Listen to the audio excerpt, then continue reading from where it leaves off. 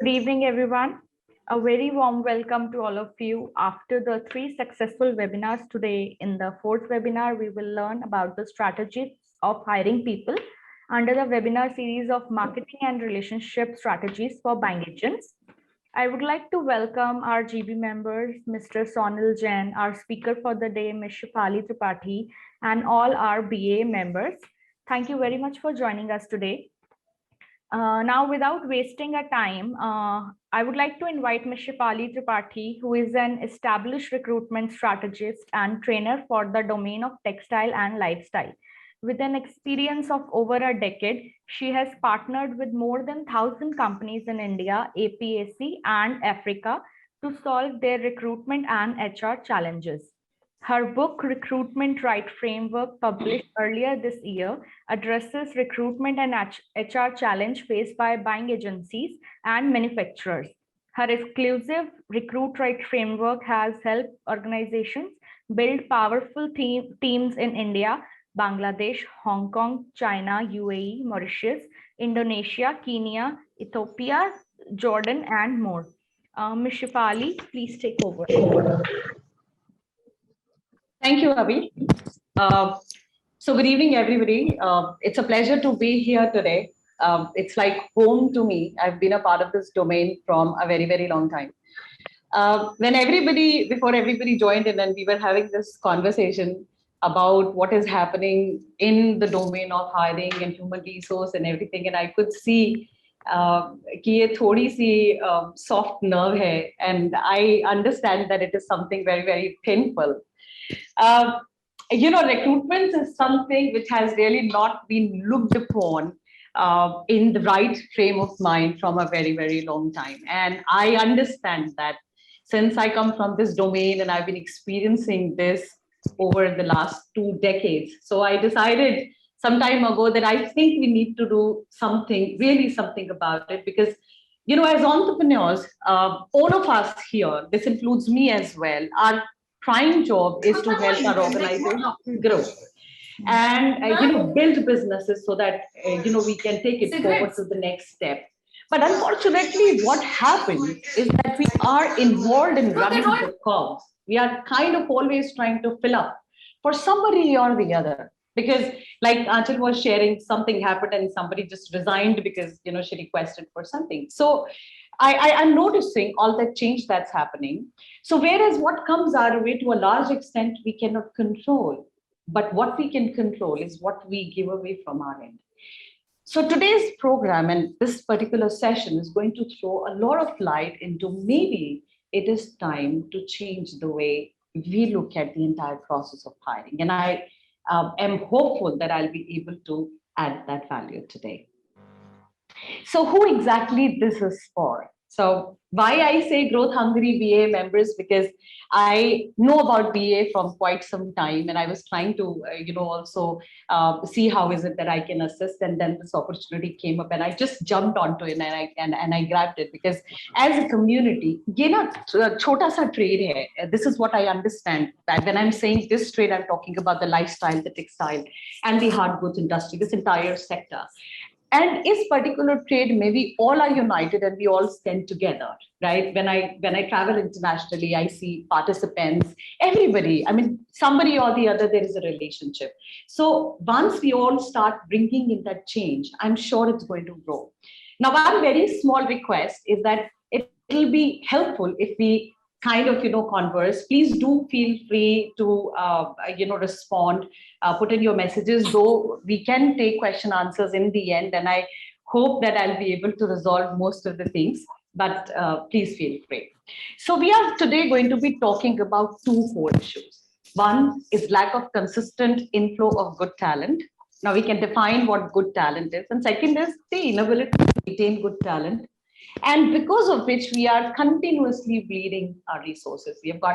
We hire somebody, we invest time, effort, and money in hiring a person. The person becomes part of the company and then starts performing. The buyer becomes comfortable with the professional, and then something happens, the guy disappears, and then we don't know what to do. So we start filling it for them. So we are trying to see. Now, before we get into the solutions, it is very important for us to first really identify the real problem. I know we are talking about what is visible to us, but we are going to make an attempt today to go a little deep into where is it coming from. Because if the prognosis is not correct, the diagnosis is not right, we may not be able to come to the right solution.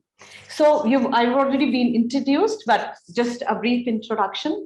There are a couple of recent achievements that I've had because of my trainings and programs and what is it that I'm trying to do for this industry and domain. There is a purpose that I'm working on, and this is something that I strongly feel about. When I look at other sectors like automobile, I mean, there are a lot of my clients who have tried to follow that way, trying to build up HR practices and systems, even manufacturing, the way it happens in the other sectors, which are more organized.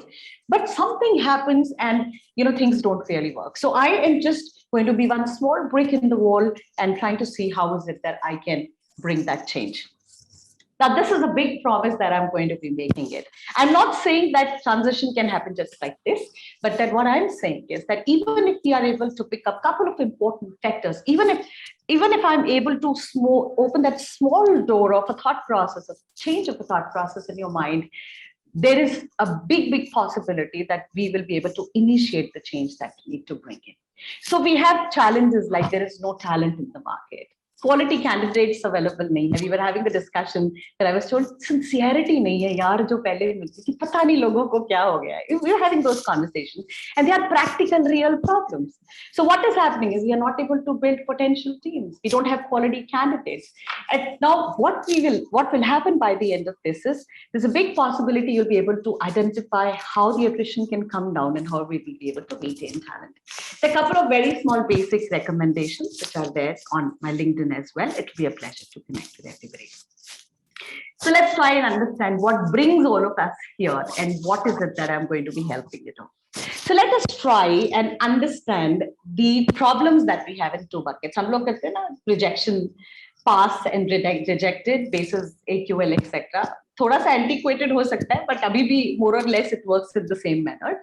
So let us look at the entire challenge in two buckets, right? One is hiring and one is retention. Typical problems of what we talk about: poor quality, low on commitment, industry knowledge nahi hai, dedicated nahi hai, reliable nahi hai, communication nahi hai, product knowledge nahi hai. Claim सब करते हैं, CV पे सब कुछ लिखा है, लेकिन करते नहीं है. और retention, ownership नहीं लेते. That is why या तो उनको निकाल दिया जाता है या वो खुद छोड़ के चले जाते हैं. It is always a two-way process. मुझे आज तक कभी कोई ऐसा कैंडिडेट नहीं मिला जिसने मुझे ये बोला कि ma'am, this organization is beautiful, and when I speak to the director says the same thing. I mean, it will almost never happen.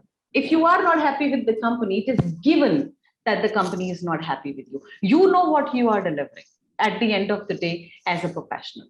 So all these challenges lead to something or the other, which is where we are staring at a situation we don't have people. But hey, is that the real problem? Or is it something that we kind of see and probably it's time that we just take a little deeper look into it. I call all of these symptoms of a very deep problem that lies there. So just a small example, COVID hua, symptoms hai, dry cough, fever, body ache, shortness of breath. It's the same thing. Inability to find good people, poor quality candidate, expectation mismatch, poor stability, and high cost. They are actually just the symptoms. But what is the reality is that majority businesses are solving the symptoms and we are not addressing the core issue. So it's like a band-aid solution. You hire new people, you bring in new agencies, you buy database, you engage third parties, and you go through references, koi bande de do, kuch kar do, you fire people, look to hire people. But what happens at the end of the day is that when you have a band-aid solution, it will always give us temporary relief, or it works like allopathy.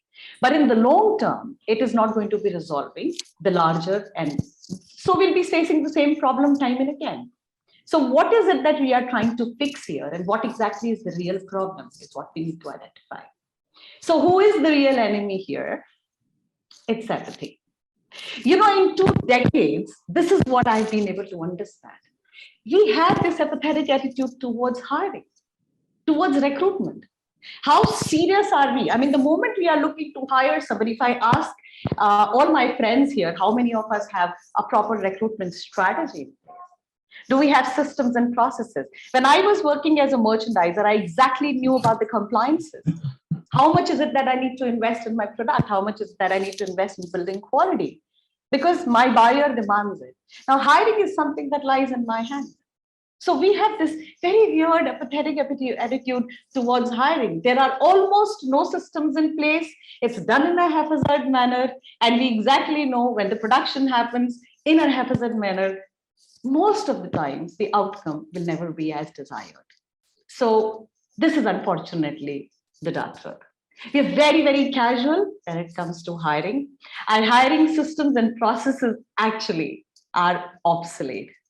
I still get JDs. So typically what happens is I get a call from let's say an organization, and they're saying, merchandiser, looking to hire a merchant. And they will send me this set profile of, the job description of a merchandiser. And when we follow the JD, we start sending the resume. They say, "Arey, isme ye to hai nahi.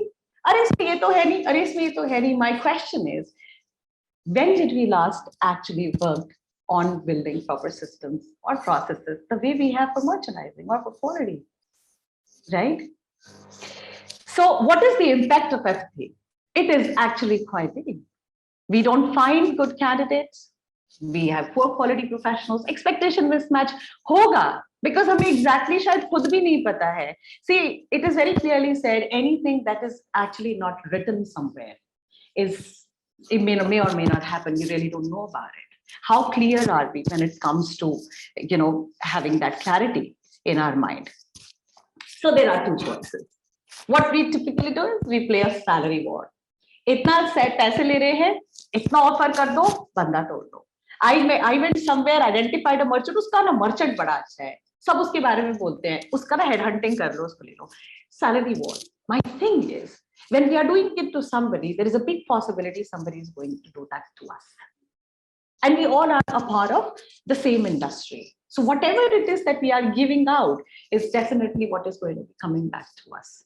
The second approach is fairly simple, long-term, that is systematic hiring, which is what I'm going to be talking about. So when you have a systematic hiring process, and that's the permanent solution, we are not looking at playing the salary war.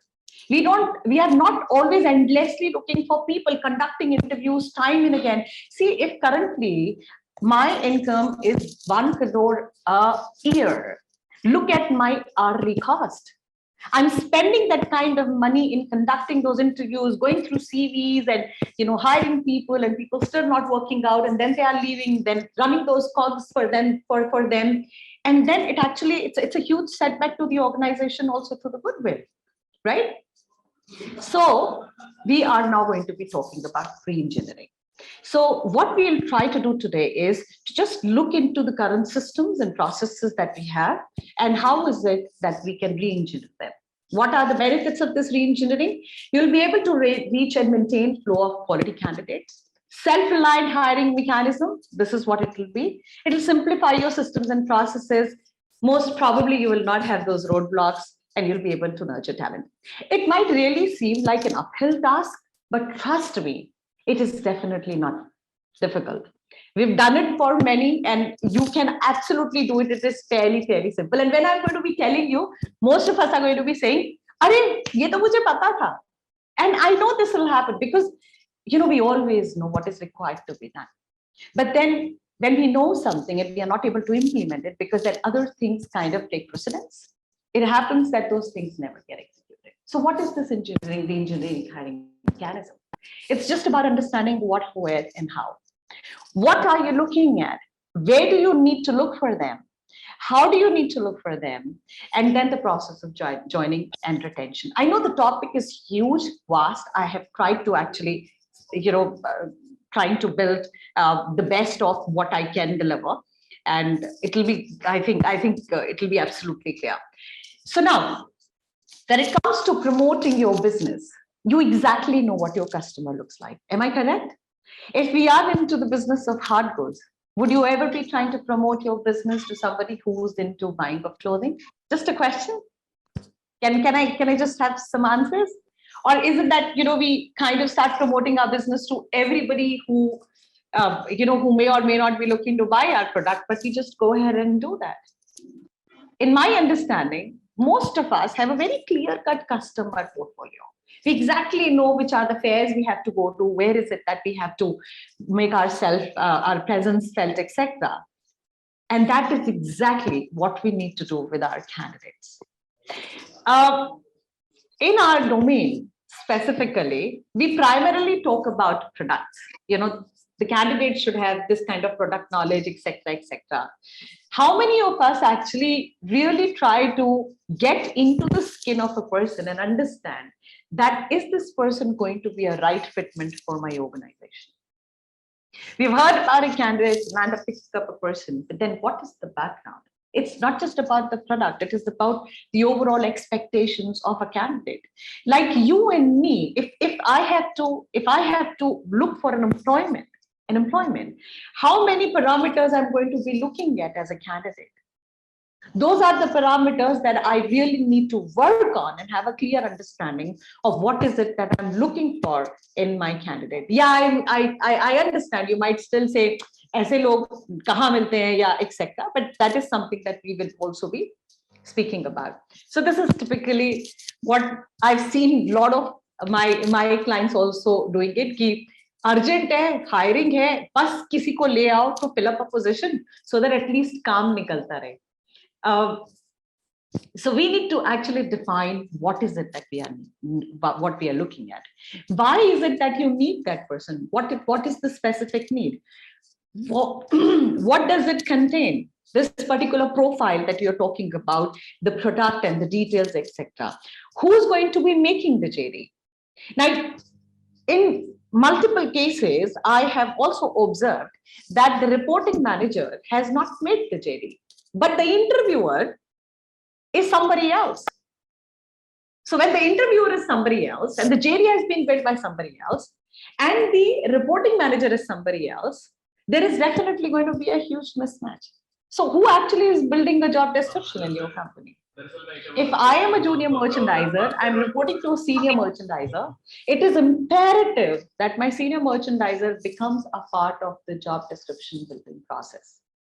It might really seem odd to you, something that you might not have ever heard, but trust me, unfortunately, when it comes to small and medium enterprises, HR is inefficient.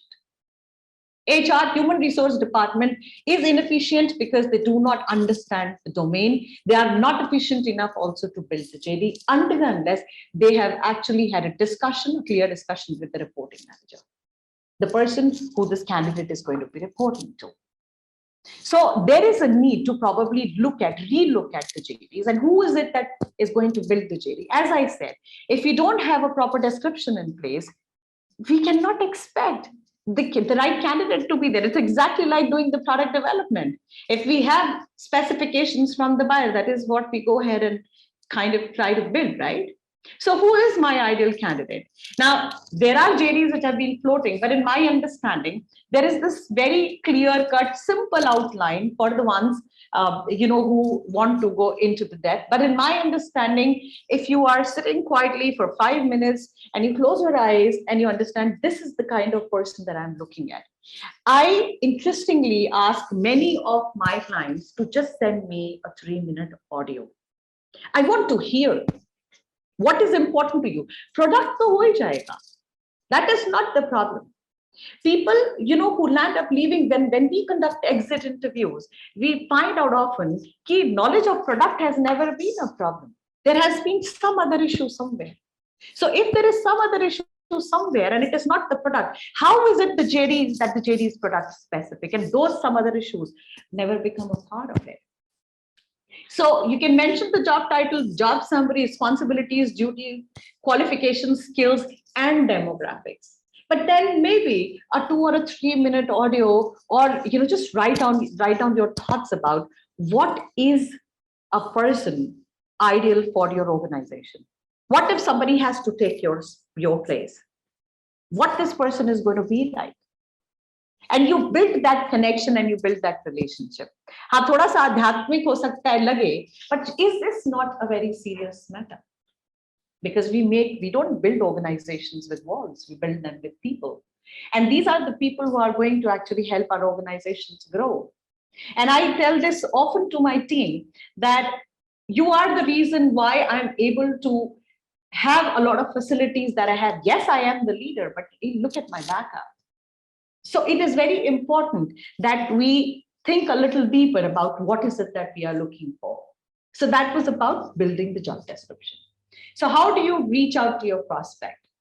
The biggest gold mine that we have is your own database. If I have been a part of this sector from last 1 decade or 2 decades, and I've got 10, 15 people applying to me every day, where is that database? Have you ever paid attention to what is happening to those CVs? Is there somebody who's actually keeping a record? I know we all have the capability to dig out, the last order that came from a client in 2007. But then, do we have those CVs of candidates who applied to us? Are we really looking at them? So what we are doing, we have this outward approach. We kind of just look at organizations, which are into recruitments. I mean, these mushrooming, they are absolutely available to exploit you. Absolutely, it's a welcome thing for them. But then there is a big possibility that you look at your own database that you have the capability of building CVs that have been coming to you. Just a small effort. It's a very small effort. It's a small system you can put in place. Use Google Forms. Get that database in. Build an Excel. You will have every single information on your fingertips about a candidate. You will have the entire history of the candidate on your fingertips. If you can do that, not only this, there is also a huge scope of you picking up professionals from within your organization and giving them growth. I know at times it is not possible because, hey, that person has his or her hands full. So the moment I move that person, there is a big void. And when there is a big void, then again, I am going to, run to fill it up. But then there are people who have higher capabilities, maybe with little bit of training. There is a possibility that you can, bring the person to a slightly higher level or create another level in between, give high responsibilities, test it out, and then, help the person grow. The second thing is about references. One, trainings, of course, is something that you can give to people. Mujhe yaad hai, I was doing the recruitment strategic project with one of my clients, and I told them that so we need to train these merchandisers because I think that these 3 people are fully capable of becoming senior merchants. अरे training के लिए time कहाँ है? Shipment जानी है, delivery करनी है. Training के लिए कोई टाइम नहीं है, किसी और बंदे को हायर कर. My thing is, where are we investing in them? If my team has stayed with my organization for more than a decade, I'm somewhere investing in them by way of either trainings or something or the other. What is my motivation? If it is all about transactions, if it's all about transaction, why will I stay connected to you? You give me the money, I'm giving your delivery, and that's it. Somebody gives me higher money, over. I move on because I've not been able to build that connection, which is something very important that I'm going to be talking about in the end. When you talk about picking up references, you see, current people in your organization can always bring good references, but they usually don't do it because, God forbid, something goes wrong. We kind of, maybe we'll hold them responsible, and that's the fear that they have. Maybe we can introduce incentive systems for people bringing in references. Maybe introduce them as buddies, right? That you have to think out of the box when it comes to exploring your own gold mine. Give them incentives to bring in new references, maybe their classmates, colleagues, other industry associates. You see, these professionals, they are actually the flag bearers of your goodwill out there in the industry. Every social circle that they are going into, are they talking about you as their employer? Have somewhere we touched them? Look at the efforts that we make when it comes to pleasing our buyers, the extent that we go to. But let's look at it honestly. Are these candidates not our clients? I look at all these professionals actually as our clients because they're solving a big purpose. And when they are not there, I'm affected and my business is affected. One of my mentors says that the moment you open your mouth, you're selling something. In fact, including the fact when you get up in the morning and you ask your bai to make a chai for yourself, you're selling an idea to her and saying, hey, please make tea for me because I'm paying you something. We're constantly selling ourselves. So these professionals who work for us, every time we're communicating to them, we are selling them the fact that, hey, I am a good leader. This is a great organization to work with. And that's how, I want you to feel. I want you to feel like as if you belong here. So are you a part of conversation when these people move out in their social circles and speaking highly about you and bringing in references? Offer them incentives. Of course, you know about going online. You can tweet about it. You can Facebook about it. You can become a part of multiple groups. There are multiple groups now professionals have formed. They are huge. They're big groups on LinkedIn as well, where if you want, you can probably write about those positions.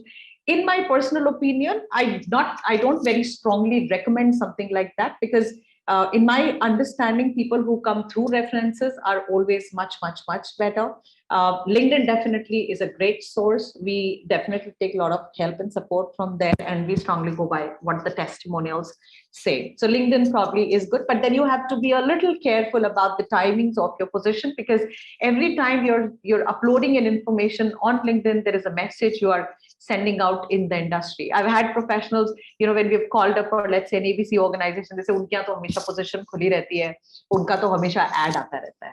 So maybe, there is some kind of precaution that I would suggest you to take. So how do you build your database? So first of all, you identify the source. We find out where is it that the resumes are coming from. Is it that people are applying to us directly? Is it that they're coming to us from social media? See, selling is telling. Do people really know about us? When an organization goes out and starts looking for a job or looking for a candidate, the candidate's response will tell you how is it that the market looks at you. Do they know your name already? Do they know that you exist? So there is a Chinese saying that says, if you have a great brand name, even if you are small, you can hire great resource at lower price. If people do not know you, then it's clearly a money battle. Always. So first identify the source. Where are these people coming from?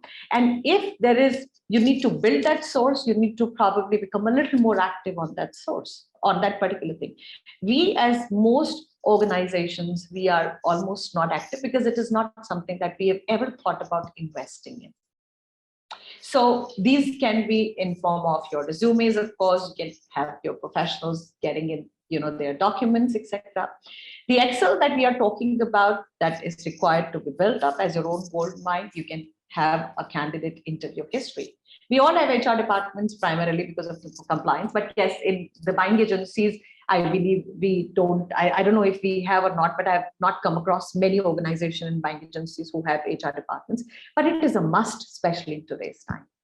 You ought to know what is the interview history. You should be able to pull out the candidate's history from last 5 years or 6 years. Why was the professional rejected? You have to know that.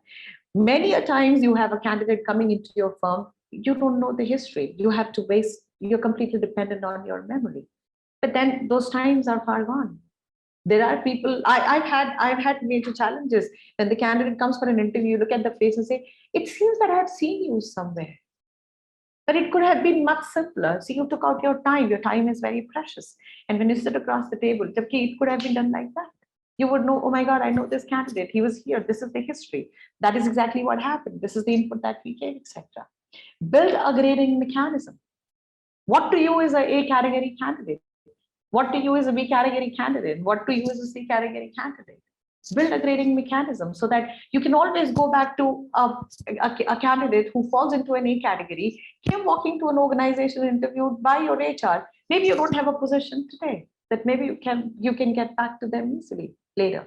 And in Excel, your own database is easily accessible. You are depending on no one. It is your own asset. Somebody who becomes a part of this domain, in my understanding, remains to be a part of this domain. It's like Shadi.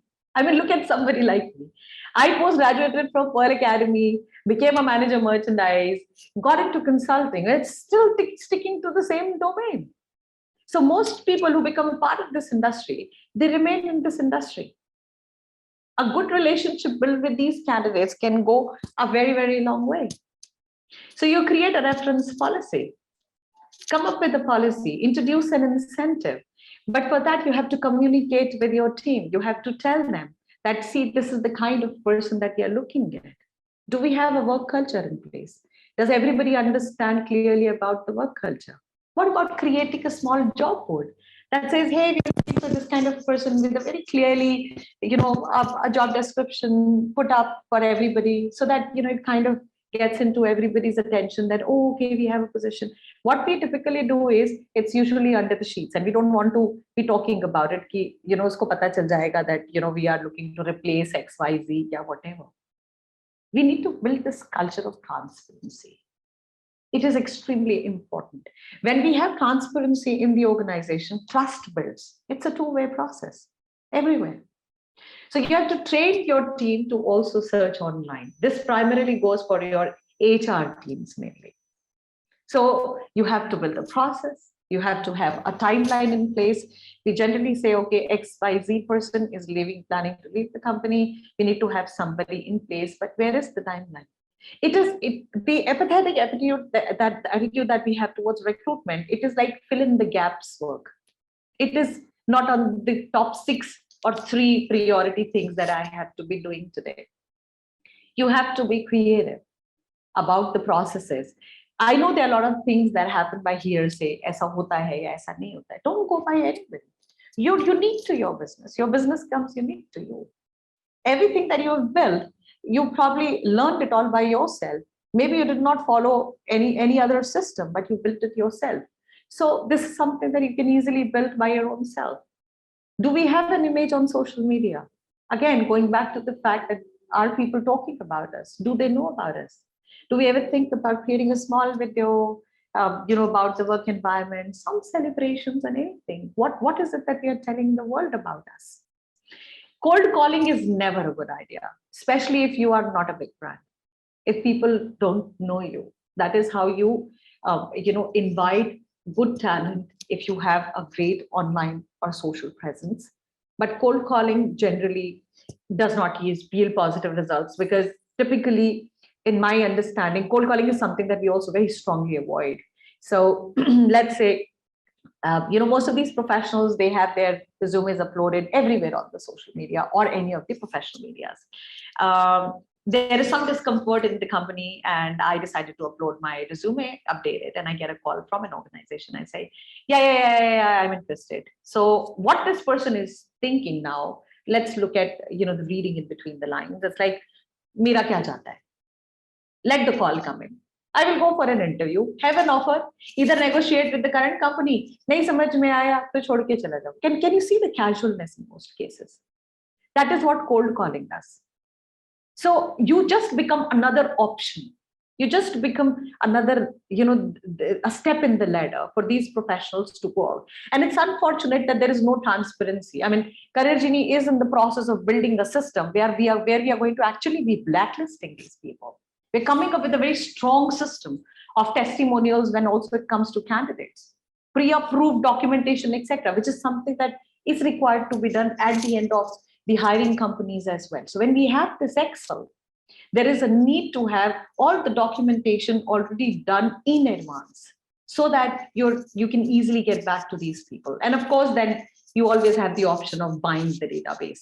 But then please know that what are the pros and the cons.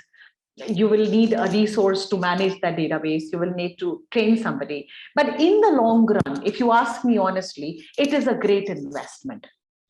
If you have somebody who can take care of your, your recruitment needs, you can always have a recruitment executive working with you, maybe overlap the work with some administration work, etc. But look at the pain that it addresses. It might cost you 25,000, 30,000 rupees a month, but it can actually protect a lot of future issues. You can, of course, go back to outsourcing agencies. You can hire freelancers. These days, there are a lot of freelancers who provide freelancing services. But then when you do that, please be a little careful about researching about industry background, because to our industry and domain, knowledge of the sector is very important because the environment is slightly different, unlike what happens in other industries. You should be able to seek references from the industry. Many a times we'll end up hiring professionals. We have not actually done a proper reference check. Yes, it is not an easy task. It is very, very tedious because for the person who's giving a reference, it is almost thankless. Even with us, it happens multiple times that we have to chase, the director of the company, request for multiple follow-ups, and then we are able to get an appointment to do a ref check of a professional. But it is very, very important. You look at industry experts to conduct further round of interviews if you think that there is a need. If there is somebody, if you're looking for some advanced skill and capability, then you can always look at industry expert. Bring in a third party to conduct that interaction for you. Look at the value. You see, our sector and domain is very oriented towards customer needs. We are very processes driven. So there is a system that I'm building, which is called job suitability analysis. Now, what is job suitability analysis? People do psychometric analysis. Psychometric analysis का मुझे नहीं पता वो कितना role play करता है, but मेरी understanding में I have not seen it adding value. Job suitability analysis says that if a person is a merchandiser and these are the soft skills or the traits that I need in a candidate, you need attention to detail. Does the person have that?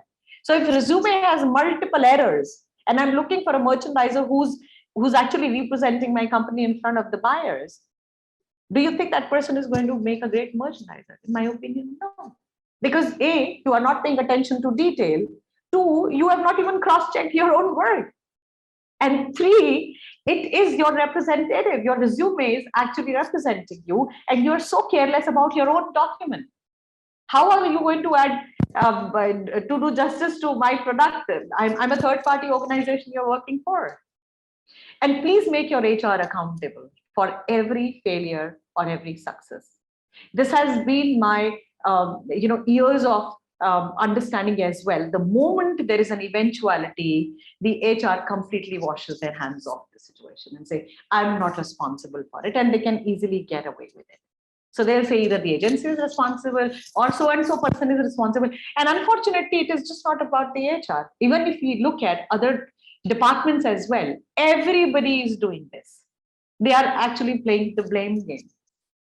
Why? Because somewhere we do not have systems in place. The moment we have the transparency into the system, we know who's accountable. If your executive HR is responsible to ensure that everybody is happy and there is no discomfort in the organization or with the candidate, a professional who's an important resource to you, how is it possible that a person disappears? It just means that somewhere we could not see it coming. We could not see it coming. Why we could not see it coming is because we are not communicating enough. We're just talking work. We're just talking work. When you communicate, we all have children. And this is what happens with me at least all the time. When I look at my daughter, I look at her and I know something is not okay. I look at my partner, I know something is not okay. We're communicating, that's body language. And then you further invest by having conversations. How are things? When did we do that the last time with professionals? If they are vital to our existence, to our organization, to our goodwill, are we communicating enough with them? And then we need to have a recruitment funnel. So again, there is somebody who has to take accountability, somebody who's going to be managing the process. Every hiring should be like a project. It has to be a project. There has to be proper people in place or one person in place. So typical recruitment funnel this is what I recommend. Especially in today's time, I strongly suggest for you people as leaders, and because your time is precious, that always conduct the first interaction on either telephone or Zoom. Telephonic interaction, you can have anybody else conduct it. You can conduct the Zoom interaction. And personal meeting only if you think it is super vital. We do our businesses on Zoom now. So save that time that you've been investing.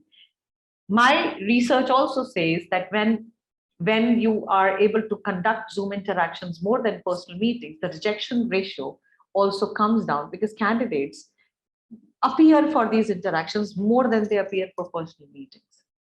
I hope I'm communicating here, because it's an entire effort that everybody has to make. Somebody has to take a छुट्टी. हमारे sector में मतलब ऐसा होता है कि आधा दिन भी नहीं आता तो पैसे काट लेते हैं. So वो आधे दिन की छुट्टी लेकर के जाएगा और लाला जी ने बोल दिया कि बाहर आ रहा है, बाहर आ रहा है, नहीं जा सकता, एंड मोमेंट पे मीटिंग है, क्या करेगा वो? उसने कंसल्टेंट को इन्फॉर्म नहीं किया, ऑर्गेनाइजेशन को इन्फॉर्म नहीं किया. यहाँ पे आप अपना टाइम शेड्यूल अपना ब्लॉक करके बैठे हैं. The candidate is not coming. Zoom is always better. Even if there is a cancellation, you have nothing to lose, because you're just taken out what, 15 minutes or 10 minutes for that interaction. In personal meeting, you're forced to be in a meeting at times for longer, because itni dur se banda, now see, this is where the guilt starts playing a role. Itni dur se bichara chal gaya, and especially my dear lady bosses that we have, itni der se bichara banda chal ke aa raha hai, hi dhoop pe aaya hoga, thoda baith ke baat to kare. We do that. And then, we engage other resources also who get involved in taking care of the person. So there's a lot of time that goes into it. So then you can conduct a personal meeting. If you think that the professional is really is in sync with what you're looking for. And then that's when you can do the shortlisting, make an offer. I also suggest that when you make an offer, avoid giving salaries.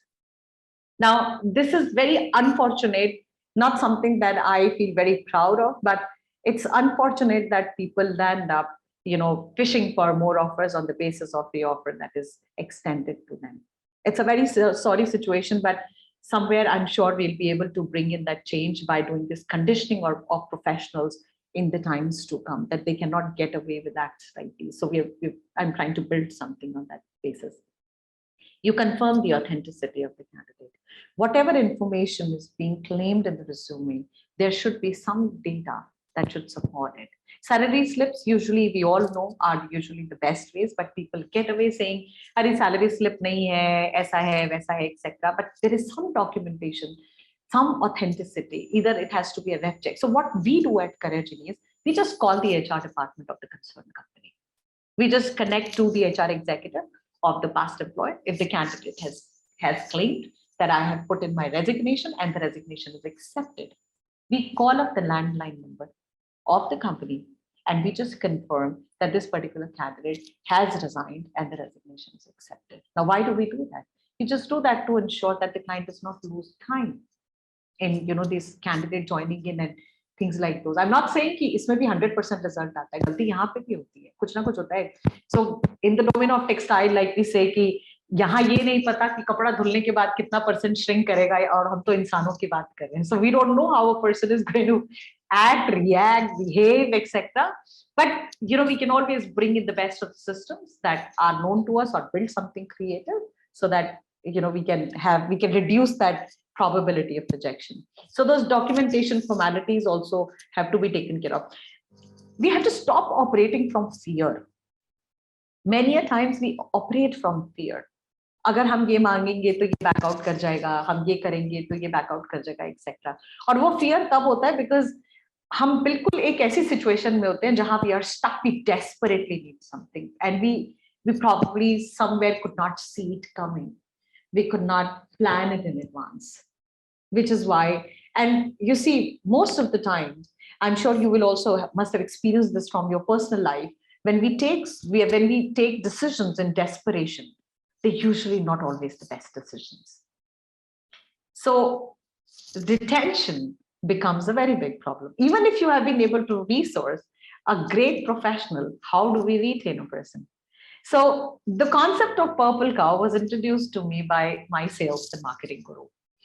But I decided to bring that concept into recruitment. So what is a purple cow?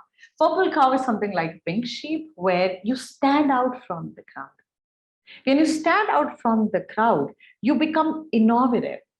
Then you become somebody that people want to get associated with. See, the current generation is extremely different. When we were children, we operated from a totally different mindset. Our parents struggled for maybe necessities. We struggled for a better life. But this generation, millennials, there is a proper research that says that millennials are not looking for any of these. Their necessities are taken care of. Their luxuries are also taken care of. They're actually looking for lifestyle. Even if you have a teenager or maybe somebody who is in 20s, any of your children or maybe nieces or nephews, just sit and have a conversation with them. What is it that they want when they go and work in an organization? You'll be surprised. They are looking for none of what you expect. There is a huge expectation mismatch. Now, when we know what they are looking for, there is a probability that we can kind of develop that kind of a work culture. Be a little more open to what is it that they want. They have talent, they have skills, but then those challenges are there. I'm noticing lately, a lot of people are slowly moving to other sectors and domains which have better paying jobs. If you're not offering great jobs in terms of salaries and the overall or lifestyle, etc., this is obvious that people are going to be leaving this domain and moving to other sectors to start working for, because we still operate largely the way we used to, like 10 years ago. Not much has changed in our domain, whereas other sectors have actually moved on. Just an example, look at what Uber did to the taxi business. They just became a purple cow, something totally unique. So what is your USP as an organization? What is it that you offer to a professional that I would invest my emotions in you? So if I have to work with your organization, I have to connect to you emotionally. What is it about you that helps me in connecting? Look at what Chayos did. They became a purple cow. But then people don't know about you. What is your USP? Why should I give my talent, my capability? Because if you're giving me X amount of money, somebody is giving me 2X. Why will I stop myself? That's about retention. So becoming a purple cow primarily means that you just re-engineer your recruitment process and work on your market image, so that good talent can notice you, see you. Along with money, they actually want to have fun. They also want to have a happy life. That's what people are looking at. When I look at these students, these young students who come to me, and I look at what we were, it's so different. Look at the way they appear for interviews these days. They're fine in denims. I recall we used to go, like, we were so formal and jacket packet and everything. Look at them now, cool hai, choti woti bana rakha hai, tel laga raha hai, lambe baal hai, ladka, kisi ko farak nahi pad raha hai. That's because they are like, it's transactional. I'm giving you my talent, meri shakal ka kya karoge? But have we evolved? Somewhere, maybe we have, but maybe we need to look at it again. So just to recap, like sales, marketing, production, quality, and design, we need to have a systematic approach to hiring, and we need to make it an integral part of our businesses. It is a very simple process. You need to know, what do you need? Where will you get it from? How can you get it? And how can you help people, retain? How can you help people connect with your organization by probably trying to become a purple cow of a sort? We all are unique, which is why. Now imagine you've been able to build businesses that runs into crores, right? Without using these mechanisms. It means you guys are great the way it is. So what if we can actually do much, much better by re-engineering ourselves? So define your need, identify good sources, build your recruitment funnel, have clarity, have system and a process in place, and focus on joining and retention. These are the 5 key strategies that you've been talking about. So what is this RR frame? It is going to be solving your recruitment challenge, this entire 5 strategies that I gave you. It is a process which will help you in solving your challenges. It will help you in building a domain-specific database. Save the time, effort, and money. We are all about services. We are agents, right? We are all about services. I'm all about services. It's all, it's the skill, it's the industry knowledge that we get paid for. It is that time, effort, and money that we put into it. We don't have a product. I don't know how many of you are manufacturing, but what I understand is that we all are into the service business. And that is what will lead you to growth, because it's people who lead you to growth. So this is what I'm repeating for you once again.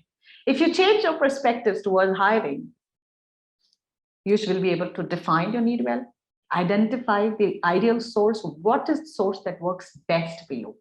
It could be any, it could be a mix, but we need to probably pay attention to it. You need to build your foolproof recruitment funnel, have systems in place, focus on becoming a purple cow, engage somebody, do something on social media, let the world know, be present in, maybe, go to these institutes, talk to people, give some lectures, I don't know, impart some knowledge, I mean, into these students. And one strategy that almost never fails when it comes to building great teams: care.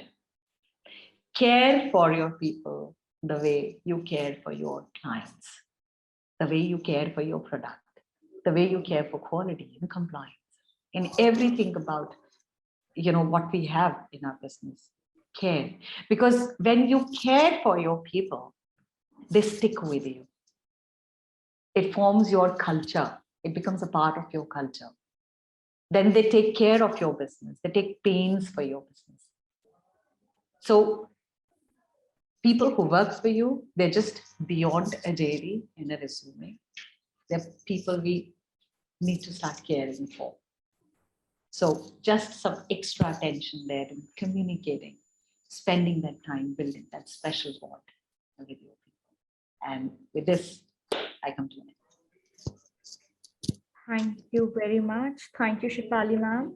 Now, I would like to open the platform for question and answer. If anyone has any question, please go ahead.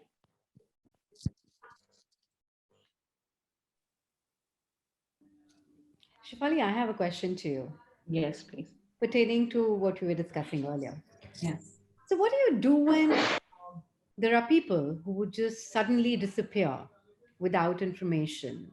Mm-hmm. Obviously, when such people disappear, they disappear with your assets also. So one of the things that you would more be bothered about, that their assets need to come back. But then how do you salvage that situation?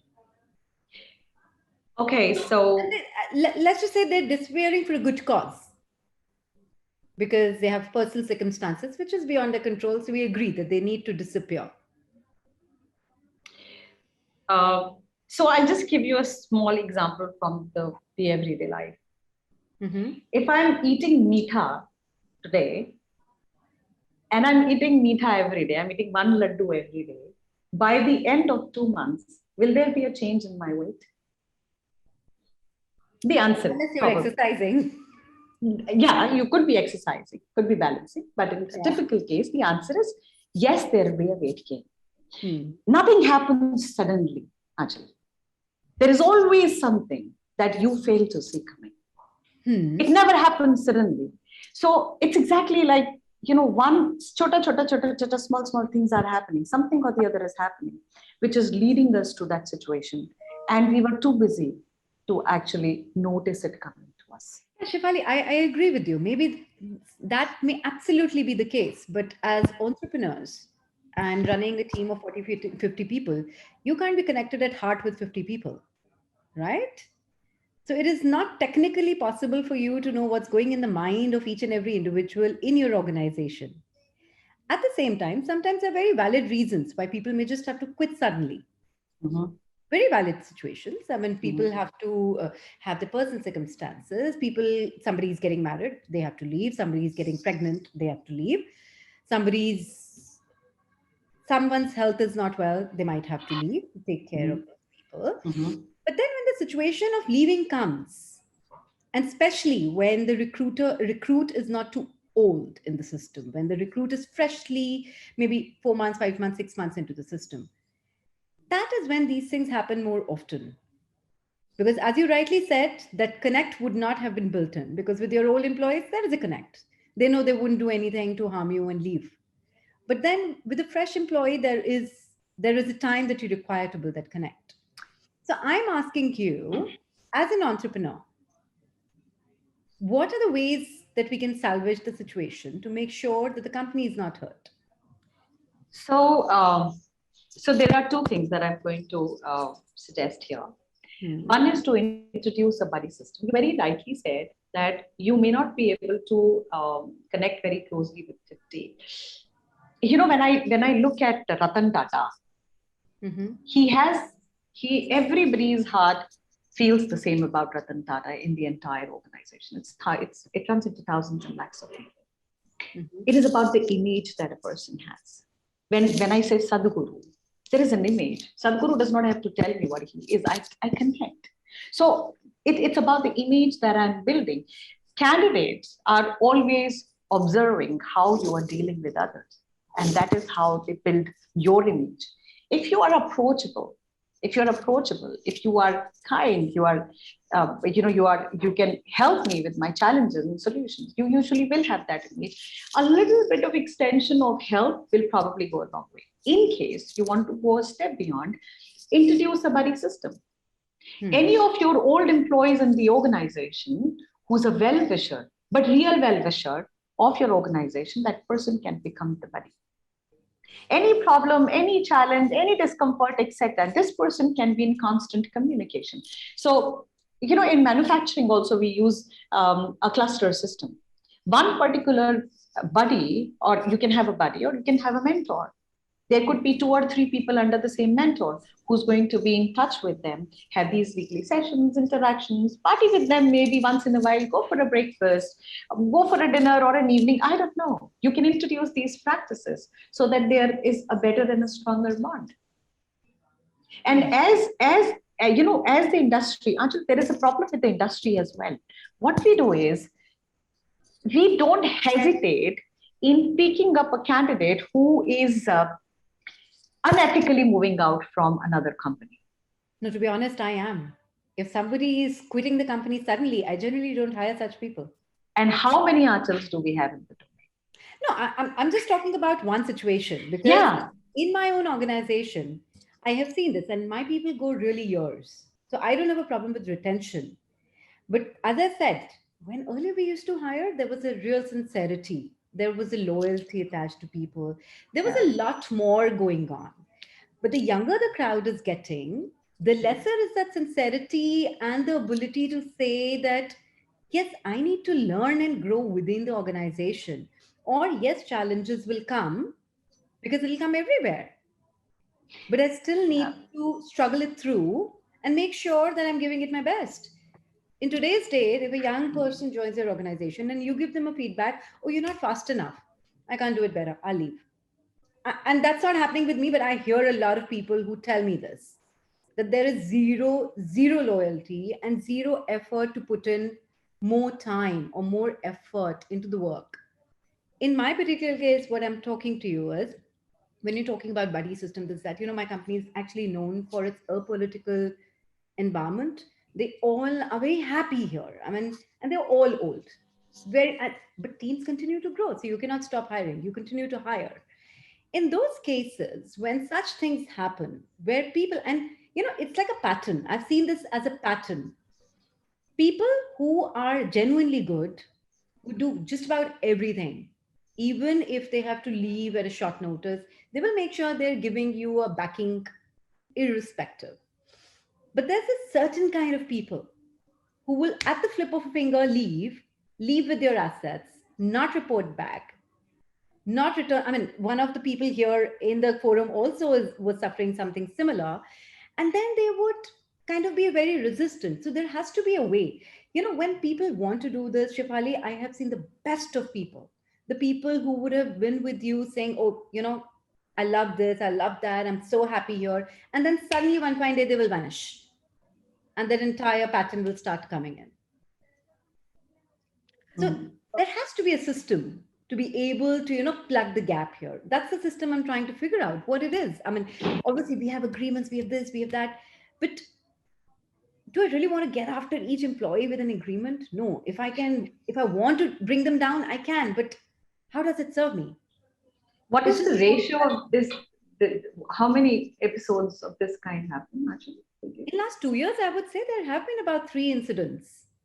And all with people who were like, if they're not settling in, if they're not, they're the kind where it is obvious. It kind of becomes obvious. As you said, it doesn't happen, but it kind of becomes obvious this person is not the person for the system.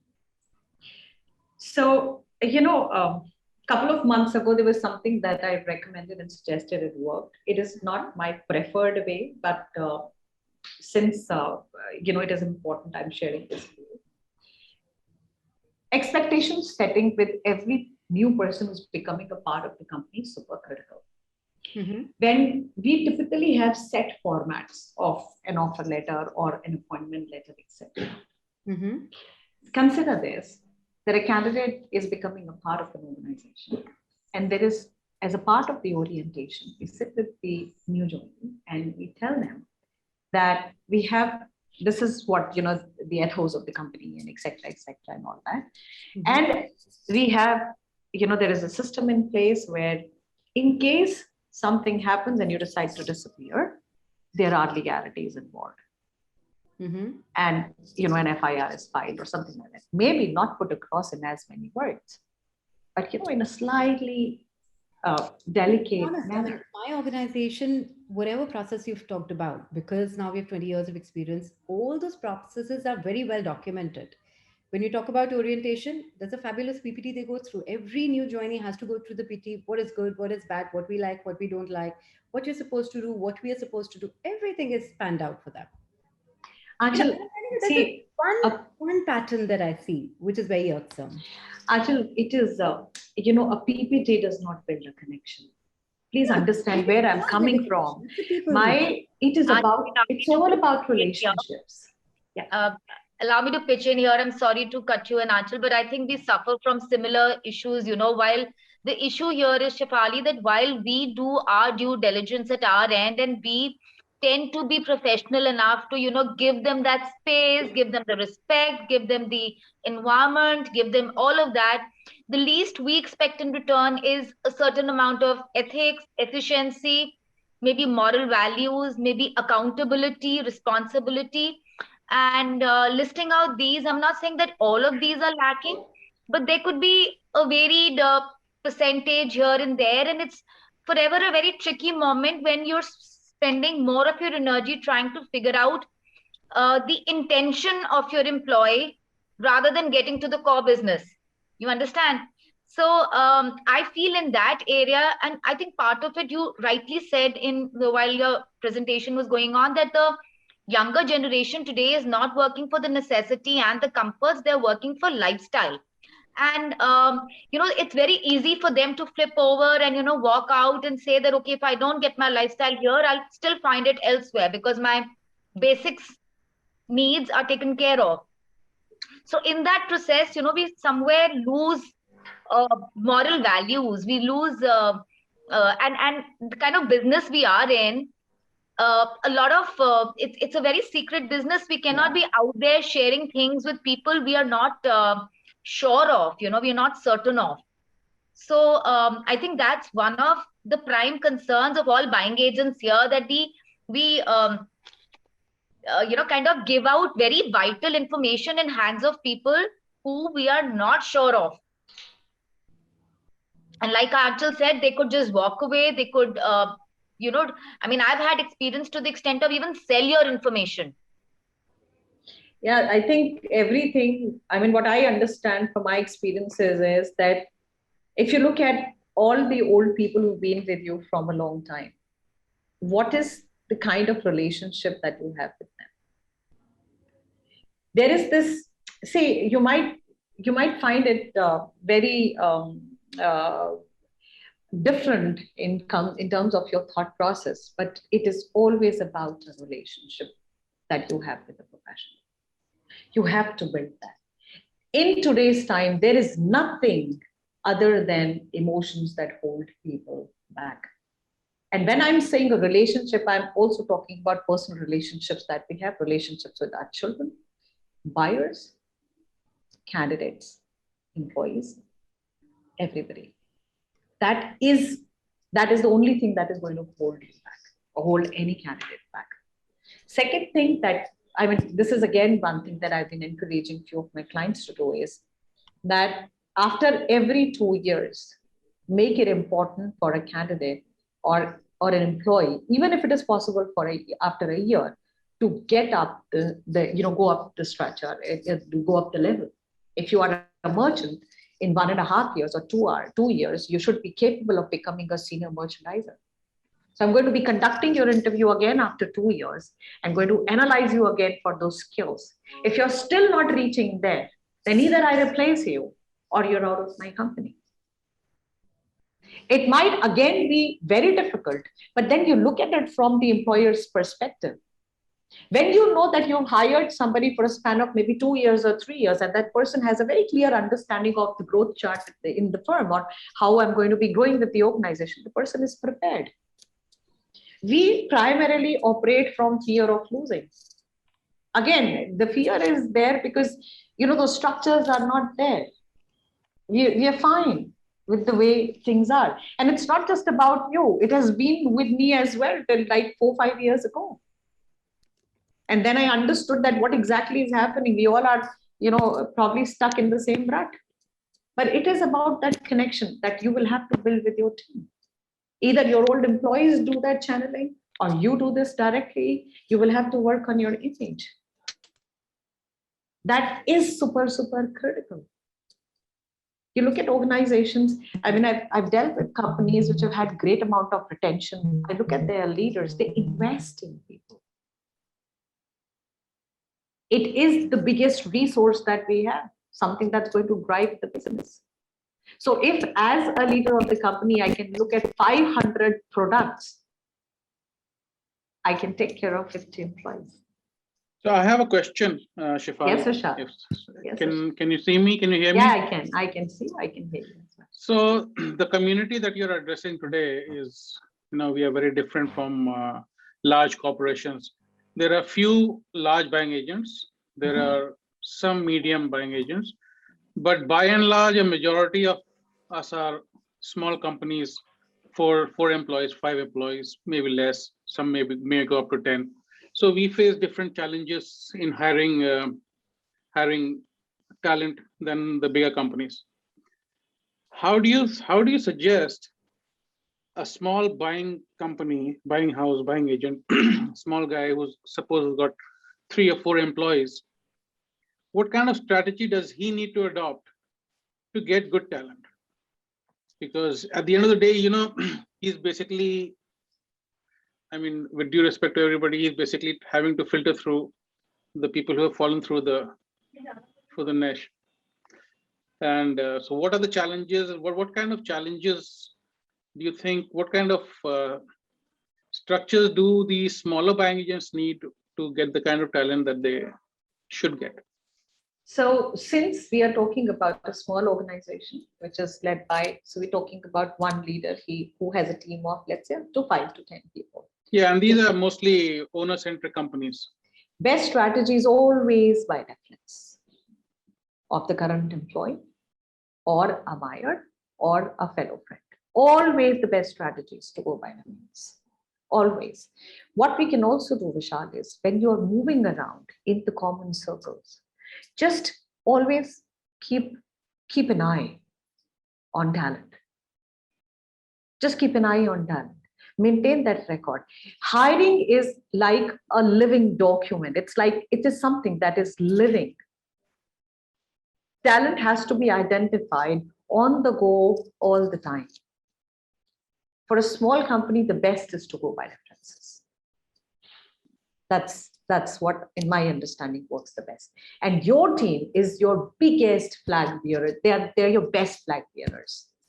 If you build a strong bond with them and you tell them, hey, we're looking to hire somebody, they should just say, oh my God, sir, I've got a great friend, she's looking for a job and she's so good. I'll be so happy if she becomes a part of this company. Let me pick. Can you feel the energy that I have when I'm talking about you as my employer, Vishal? Yeah. That's what I'm talking about. But see, what we unfortunately end up doing is most of the times we are forever working. Where is the fun? Does it happen that you get up in the morning one day and say, oh, I'm going to kaam karunga? Usually when we get up in the morning, we are like, I'm going to have fun today. I'm going to sleep happy today, correct? What is it that when these people, they have to report to the office, what excites them about my company? Is there something, what is that zing? What is that factor that makes them happy and excited about coming to work every day? I don't know if you can. No, I understand what you're saying, and I think this is very relevant for a lot of people out there in our industry, because they're all 4 or 5 employee companies, and finding the right energy to get the people in is very important. They have to be excited about coming to the office. Something they're going to do. Sorry to be saying this, ऐसी तैसी हम लोग सिर्फ यही करते हैं, अभी हो गया, अभी हो गया, अबे सो गया, इसको इधर से उधर. I mean that is the we keep doing this the entire day. Where is life? It just passed by. Cool. Got Nobody, it. yeah, and it's for you as well, Vishal. We just forget to have fun. Okay. So I I'm understand. just trying to bring in this very human factor, this human factor. That's what I'm trying to introduce and bring in. और जब हम में आएगा ना, अपने आप candidates में, professionals में अपने आप थोड़ा सा sensitivity build होने लगती है. धीरे धीरे it's a process, and I've just set out on this journey of trying to bring something like this. So it's taking some time for people also to kind of digest and understand, but it's the need of the hour. We've invested so much in our companies. Just maybe a little bit more tweaking required. So Thank you. Want to say something? Thank you, Vishal. Now you have another question? I think Sonal has raised. Yes. Yeah. Yeah, Avi, can we just get rid of the screen and put the main screen on? Shefali ma'am, you need to do that. Yeah, I know, but I think I tried it and it is One not second. happening. So maybe you can just. I just tried it and I don't know what's the problem. So maybe you can just. It's not able to do it. Strange actually, because I've changed the settings, even then your screen is showing. There is some, I don't know, I'm not able to actually understand what's the problem. Stop, it is not. So I'll just remove the co-host. You just do that, yes, yes, absolutely. Thank you. Question from Shefali. Yes. Shefali, we are the organization around 50 members, and we are thinking to opt a model which is great place to work. Can you please give some kind of a thoughts in this regard? So you want to become a purple cow? Sonal, could you unmute yourself? Yeah. Is it my voice is audible now? Yeah, I can hear you. Great. So you want to become a purple cow, Sonal, is that what you said? Yeah, we are thinking to apply this business model so that, once application of the model can really give us, insight and other things. So, we have not applied and we have not taken any kind of action as on date, but, any thoughts in this regard will be much appreciated. So Sonal, a small question. How do you promote your product or service? Okay, so like promotion, it depends upon the various, events. Say like, I will give you one example. Recently, we started our one of the CSR activity, which is called as Associate Quality Professionals. It is not at all promotion of my organization. We are developing upcoming generation engineers, and we are having a MOU sign up with more than 9 engineering colleges. So we are building our activities through first give back, and then once we will give back, definitely things will gonna come back to us. You have rightly touched base this point in the start of your conversation also. So, we believe like, let's give something back to the world and then things will come automatically. But traditional mechanisms are already there, like exhibitions, like meeting in person, etc., etc. Those kind of mechanisms are already there. So I'm not, I hope I answer your question. Sonal, this is exactly how you become a purple cow. This is exactly how you become. You first give back. You start adding value to people. You become visible. And your employees are your biggest flag bearers, as I say. Come up with, your own page, maybe on LinkedIn. Start writing about HR. Maybe any of your employees can write about a typical life in RSJ. Talk about it. Talk about, what makes somebody happy about working in this company. Record a 1-minute video and upload it, any of the professionals. That will only happen when you build that culture. जिस तरह से हम अपने product को या services को promote करते हैं, उसी तरह से हम अपनी वर्क कल्चर को प्रमोट करते हैं.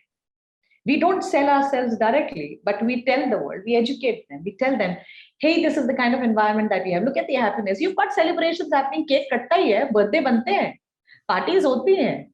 Make those 30-second videos, upload them, create those groups. बस करिए ना. 50 लोग हैं आपके पास आपको एडवर्टाइज करने के लिए. the 50 people that who work for your company, right? Yeah. They are actually your marketing guys. Are you using them? Use them. Yeah. Yeah, just create a group but then see, we have to build that up slowly. First, you have to build that culture, build that relationship with them.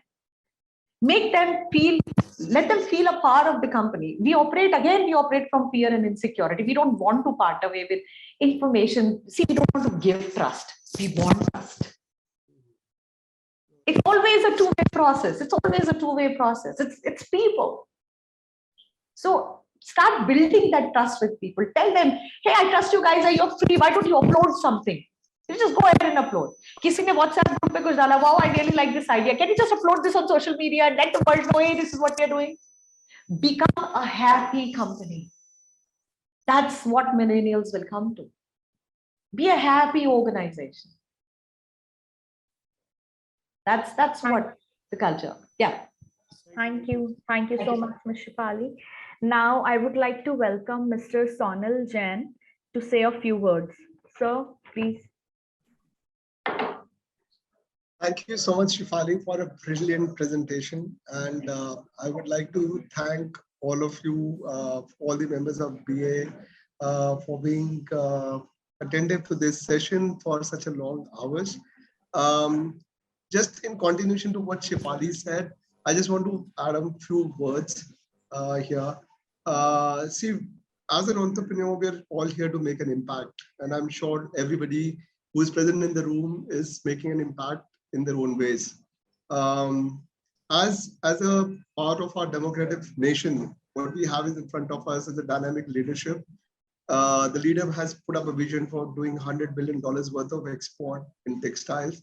And it is just a vision which is driving people around. If that vision is there, whether it is your own company, whether it is a nation, the vision is there, people start following it up.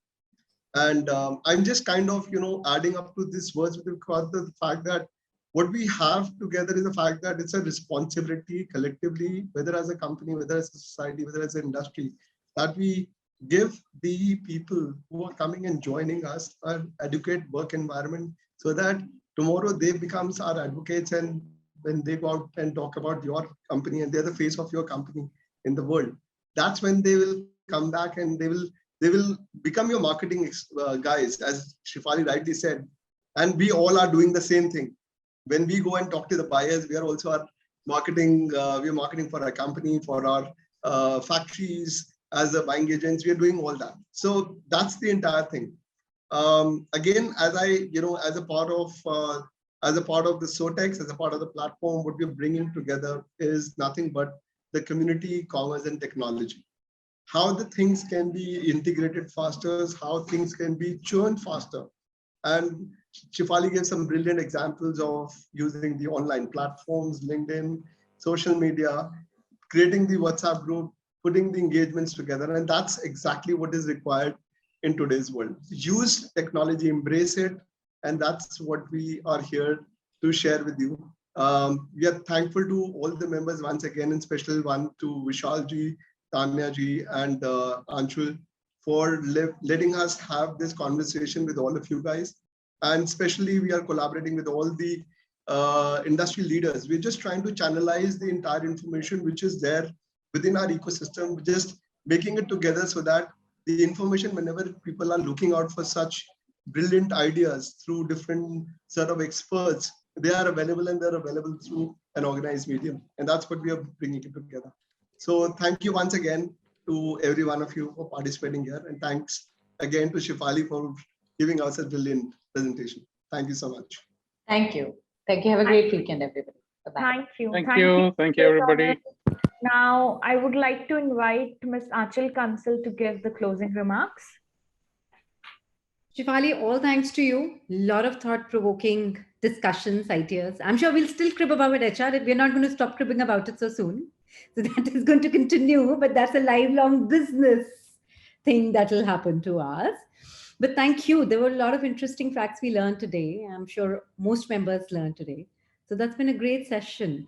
And thank you, Sonal, for coming here and joining us today. And Gagan, although he's absent today, but he's been the so to call sutradhar of this entire series, which has gone brilliantly well so far.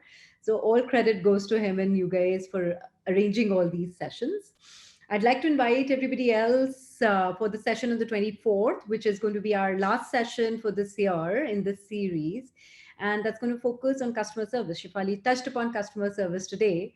And that's going to focus on the other side of the spectrum of how we need to have happy customers. So maybe we're taking happy customers home today from our internal perspective. So on 24th, we'll review it from the external perspective.